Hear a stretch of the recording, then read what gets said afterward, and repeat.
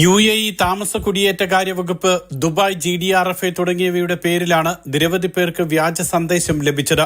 Passport റദ്ദാക്കിയെന്നും വിവരങ്ങൾ പുതുക്കി നൽകണമെന്നുമാണ് സന്ദേശം. ദുബായ് താമസ കുടിയേറ്റകാര്യ വകുപ്പിന്റെ പേരിലാണ് ചിലർക്ക് സന്ദേശം ലഭിച്ചത്. വ്യക്തിപരമായ എല്ലാ വിവരങ്ങളും പുതുക്കി നൽകണം. ഇങ്ങനെ ചെയ്യാത്തവർക്ക് 50,000 ദിർഹം വരെ പിഴ ലഭിക്കുമെന്നും സന്ദേശത്തിലുണ്ട്. വിവരങ്ങൾ അപ്ഡേറ്റ് ചെയ്യാനുള്ള ലിങ്കും സന്ദേശത്തിനൊപ്പം അയച്ചിട്ടുണ്ട്. ഈ ലിങ്കിൽ ക്ലിക്ക് ചെയ്യുന്നതോടെ തട്ടിപ്പുകാർക്ക് എല്ലാ വ്യക്തി വിവരങ്ങളും ലഭിക്കും. ഇങ്ങനെ ബാങ്കിൽ നിന്നും പണം നഷ്ടപ്പെട്ടവരുമുണ്ട്.